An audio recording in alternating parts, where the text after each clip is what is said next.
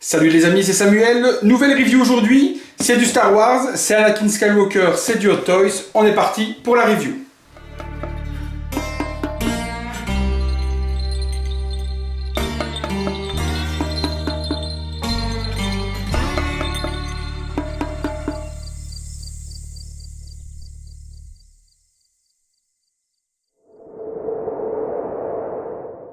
Review donc sur ce très cher Anakin, figurine qui est attendue comme le Messie par énormément de personnes, étant le caractère principal de la première trilogie. Donc figurine donc Anakin Skywalker de la marque Hot Toys, figurine au 1/6, c'est une movie masterpiece, c'est la MMS 437. Figurine qui est sortie donc vendredi dernier à Hong Kong, elle est disponible depuis ce matin à la maison. Je vous fais les reviews, maintenant il y aura des reviews le dimanche et le lundi, puisqu'il n'y aura plus de review le samedi du tout, j'ai changé mes horaires de boulot, donc maintenant je travaille plus le lundi, mais je travaille le samedi, donc le vendredi quelques reviews, ou peut-être le lundi si j'ai le temps et que je n'ai pas eu le temps de le faire le dimanche. On revient à la review, visuel habituel des Star Wars, toujours cette espèce de triangle, le personnage donc qui est le prototype qui est sur la photo, on en reparlera, prototype version finale, on verra ce que ça donne sur celle-ci. Pardon. Le personnage donc avec une main tendue, son gant et son sabre laser dans la main. Joli visuel au niveau de la figurine. Si elle est aussi prometteuse dans la boîte, et j'en doute pas au vu des photos que j'ai vues, ça va être une super figurine à vous présenter. De l'autre côté, rien de particulier à part du noir, hein, donc Star Wars, Disney. On a le logo holographique de chez Disney, les warnings habituels, rien de bien particulier, du Star Wars sur le dessus, du Star Wars sur le dessous. La boîte, on regarde tout de suite ce qu'il y a à l'intérieur. La boîte, comme une boîte à chaussures, on ouvre vers le haut. Hop là, on va bouger ça sur le côté. Un slipcover qui montre encore un superbe visuel. On retrouve donc Anakin avec les deux sabres, de son sabre à lui, puis le sabre de Dooku. Donc Star Wars, épisode 3, Anakin Skywalker, MMS 437. Donc joli slipcover. C'est de nouveau la version prototype qui est présentée là, mais en tout cas, il est vraiment magnifique sur ce prototype. On ouvre et on va découvrir ensemble ce que contient cette jolie boîte. Alors, hop, un manuel comme d'habitude d'instruction, on lira tout de même, mais bon, il n'y a rien de bien particulier pour ceux qui ont l'habitude d'avoir des Hot Toys. Le contenu, on y est, 2 sabres laser, son bras bionique, un bras dans lequel des piles viennent se mettre pour illuminer donc le bleu du sabre laser, 3 mains gantées, 4 mains normales, donc 5 mains normales, donc 1, 2, 3, 4, 5 mains gantées, 1, 2, 3, 4, 5 et 5 mains dégantées pour l'autre. Les mains sont toujours magnifiques hein, au niveau de la texture et puis surtout au niveau des gestes. On a les gestes de la force hein, qui viennent s'ajouter sur ce type de main. Donc on a les doigts dont on connaît la position, même chose pour ce type de main en question. On connaît donc ce type de main avec la position des doigts pour tout ce qui va être utilisation de la force et autres. Et également la main bien ouverte pour tout ce qui est contrôle de l'esprit ou ce genre de choses, ou déplacement de télékinésie d'objets. Il y a des piles donc, qui vont se mettre dans le bras. Le bras, on va regarder tout ça ensemble. Donc le premier, ça va être le bras bionique que voici. Donc superbe réalisation, articulé, très joli à l'intérieur. On voit bien tout le mécanisme du bras. Donc jolie prothèse. Et puis les doigts, ils sont totalement articulés, un peu comme les mains de Iron Man. Donc tous les doigts peuvent être bougés indépendamment. On peut articuler vraiment chaque phalange. Donc bien faire attention par contre au pouce, parce que parfois c'est super fragile à cet endroit-là. Donc le pouce, bien le mettre dans le bon sens quand vous allez le bouger. Mais on peut prendre en main quelque chose ou autre. Donc vraiment superbe au niveau des articulations. Ils ont vraiment articulé toutes les phalanges des doigts. Donc ça c'est plutôt pas mal. Les mains, bon la texture je vous montre, hein, mais bon on a l'habitude. Hein. Voilà, main superbe texture, hein, franchement, superbe réalisation, que ce soit du bout des doigts jusqu'aux veines ou quoi que ce soit. Chez Hot Toys, ça rigole pas au niveau de ce genre de détails. Le sabre de Dooku, donc magnifique également. Superbe bien détaillé, vraiment le beau manche, c'est vraiment avec la petite crosse, il est vraiment super joli. Il ne s'allume pas, donc celui-là, malgré qu'on met dans une main ou quoi que ce soit, celui-là ne s'illuminera pas, donc je tiens à vous le préciser d'avance, vous n'aurez pas la ligne rouge qui va s'allumer, il est impossible de l'alimenter celui-là, on alimente uniquement celui d'Anakin. Alors Anakin justement son sabre voilà, et c'est pas non plus celui-là qui s'alimentera, donc ça c'est le sabre classique, si vous voulez le mettre dans la main dénudé, sans gants, on peut mettre ce type de sabre en question. La partie va s'enlever, donc pour récupérer uniquement le plexi et va venir s'adapter sur ce bras-ci en question. Donc on l'adaptera comme ceci sur le sabre. Donc là la main par contre tient le sabre et est inamovible, donc on ne peut pas ni retirer la main ni retirer le sabre.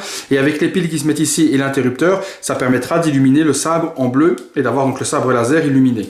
Ce bras, il est super facile, il suffit de déclipser le bras d'origine et on vient le remettre à la place dans la manche et c'est hyper facile à remplacer, c'est pas quelque chose qui prend énormément de temps. J'aime bien l'endroit où ils ont mis l'interrupteur, au lieu de le mettre là bien chiant, ils l'ont mis juste à l'entrée, donc on aura facile pour activer et désactiver le sabre laser au besoin. La figurine, et bien on va regarder ça tout de suite ensemble, je regarde parce qu'il y a d'autres choses. Alors, qu'est-ce que c'est que ça? J'en sais strictement rien. Est-ce que ce serait des articulations? Je sais pas, il y a un petit sachet, on va regarder ensemble dans le manuel. Il y a un petit sachet avec 2 petites pièces microscopiques. On va regarder ce que c'est tout de suite dans le manuel parce que je n'ai aucune idée de ce à quoi ça peut servir ces petites pièces de remplacement. Alors, voyons voir. Donc déjà, voilà, il vous explique gentiment comment remplacer le bras, donc ça rien de bien compliqué, et il vous dit de faire attention, de ne pas appuyer trop fort sur cette partie-là, pour ne pas casser, voilà, cette partie-là, pour ne pas casser le plastique en question en appuyant fort. Donc faire attention à ça. Le manuel, tac, tac, tac. Je regarde encore. Ça ressemble à des vis, on dirait des petites vis, mais on va comprendre, attendez. Comment mettre le bras, détacher le glaive, d'accord. Donc il y a les attaches pour attacher le bras autour de la manche, d'accord, ok. Remonter la manche pour changer le bras jusque là, ok. Des petits doigts, attention, ils montrent les manipulations. Pac, pac, pac. Ok, jusque là je capte. Ok, donc ces petits trucs là se mettent en fait dans le sabre laser, dans le manche du sabre laser, à cet endroit là. Donc il y a un tout petit trou ici, vous voyez, et donc ces petites parties viennent se mettre dans le trou et permet d'attacher à la ceinture le sabre laser au besoin. Donc voilà à quoi servent ces 2 petits trucs. Les mains, ok, rien d'autre de particulier dans le mode d'emploi. La figurine, donc les petites piles on a vu, des pegs supplémentaires, on est parti. Alors je la retire. On va déjà retirer tous les plastiques. Vous savez que j'adore ces plastiques-là en plus. Ça me saoule toujours à enlever. C'est super chiant. Voilà.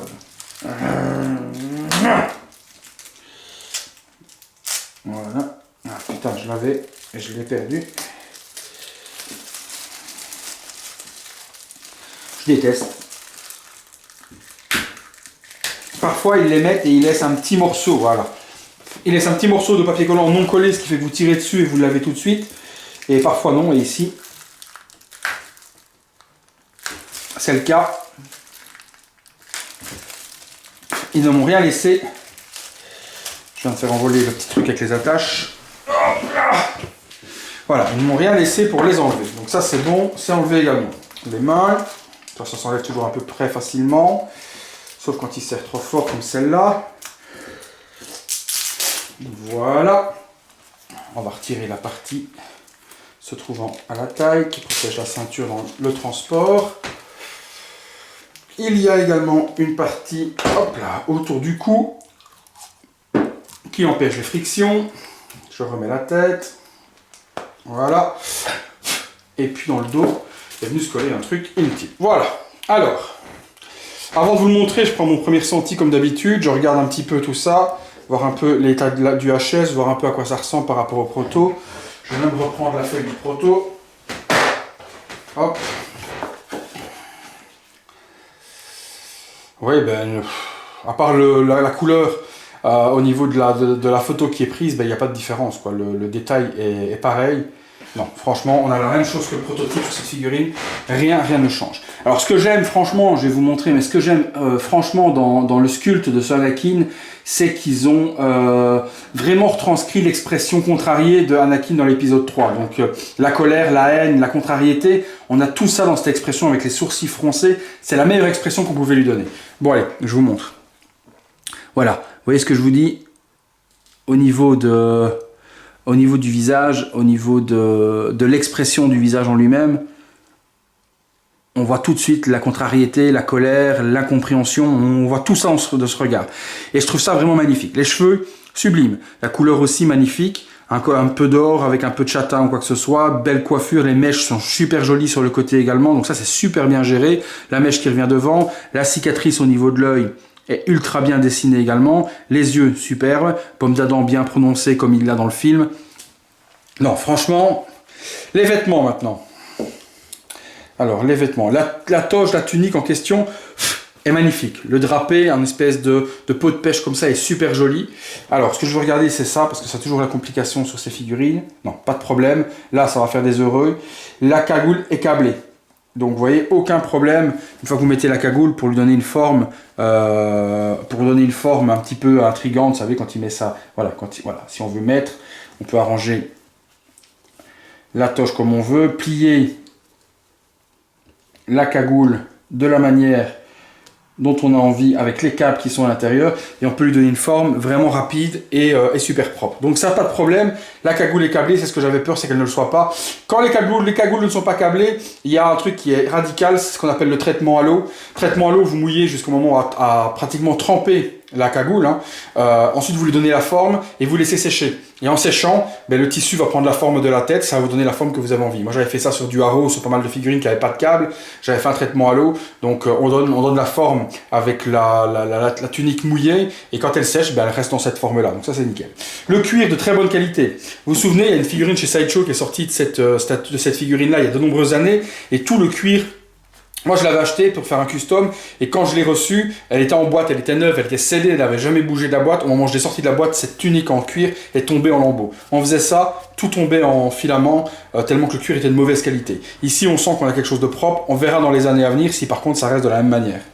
Donc, on va ranger un peu les vêtements. Non, le drapé est beau, les vêtements à l'intérieur sont hyper jolis. On peut vraiment arranger ça proprement. Il y a les 3 épaisseurs, non, franchement, c'est top. Alors, la ceinture. Ceinture, elle est en cuir également, donc même chose, ceinture super bien gérée.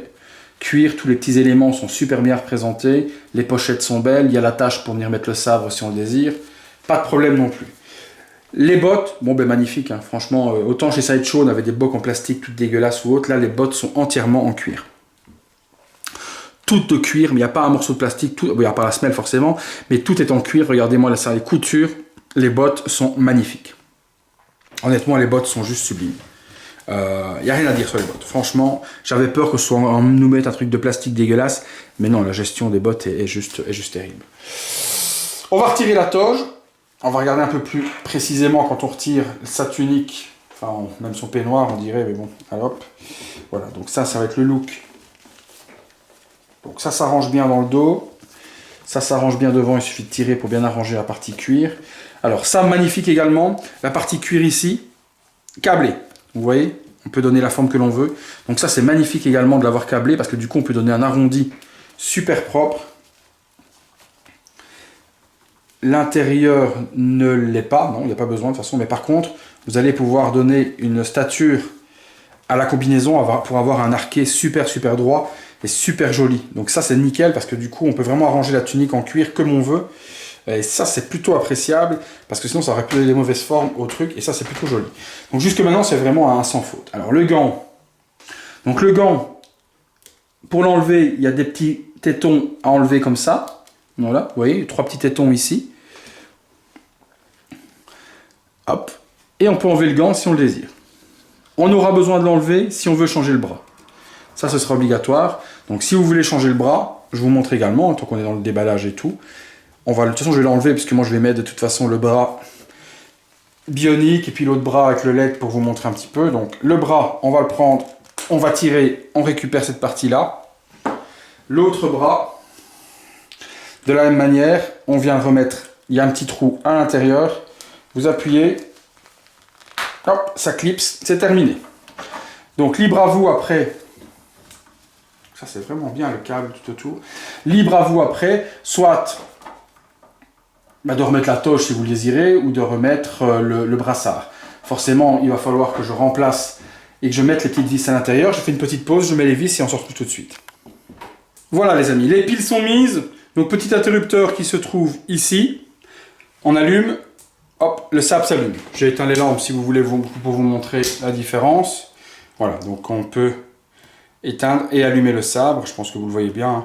Donc ça se verra, moi il y a encore de la lumière, mais bon ça se verra super bien dans le noir. Moi en tout cas en visu, hors caméra, le sabre est magnifique lorsqu'il s'allume en bleu. Forcément vous pouvez prendre si vous voulez le rouge de Doku.